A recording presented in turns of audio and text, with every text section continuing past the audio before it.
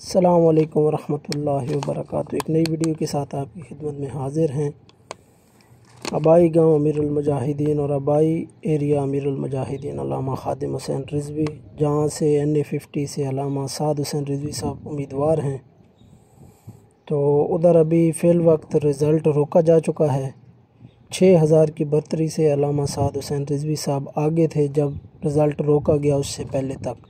تو ایمان طاہرہ صاحبہ جو کہ PTI کی حمایت یافتہ ہیں اور میجر طاہر صادق صاحب کی صاحبزادی ہیں، وہ 6000 ووٹ کی لیڈ سے پیچھے تھیں دوسرے نمبر پر، اور تیسرے نمبر پر موجود تھے ملک سہیل کمڑیال۔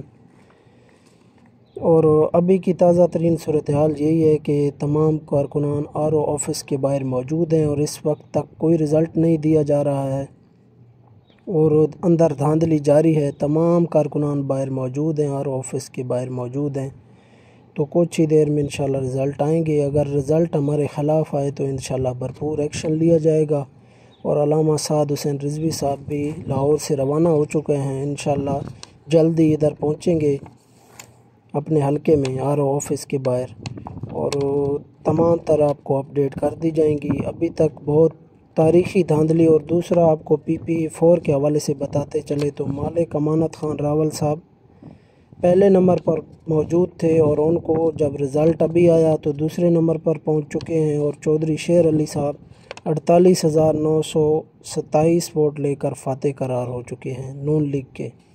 دوسرے نمبر پر ملک امانت 44,182 ووٹ لے کر دوسرے نمبر پر۔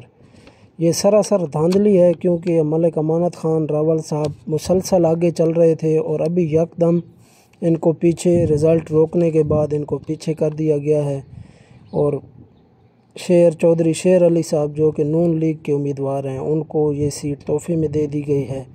تو انشاءاللہ ہمارے امیر محترم کچھ ہی دیر میں پہنچنے والے ہیں، جیسے ہی وہ پہنچیں گے آپ کو تمام تر اپڈیٹ سے آگاہ کیا جائے گا۔ اور دوسری طرف NA50 اگر آپ دیکھیں تو اس کے بھی رزلٹ ابھی روکے گئے ہیں۔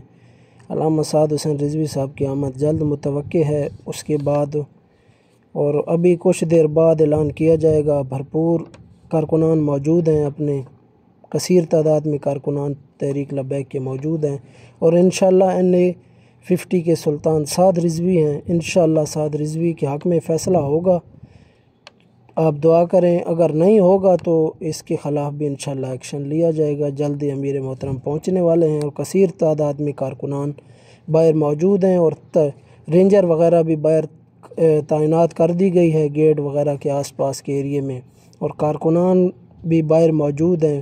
فی الحال پرامن ماحول ہے۔ اگر کچھ بدمعاشی کی گئی جیسے جاری ہے، رزلٹ روکا جا رہا ہے، تو انشاءاللہ یہ طوفان رکنے والا نہیں ہے۔ اللہ آپ کا حامی و ناصر ہو، اور جب بھی کوئی اپڈیٹ ہوگی انشاءاللہ آپ کو اپڈیٹ کرتے رہیں گے۔ دعا میں یاد رکھیں۔ اللہ حافظ و ناصر۔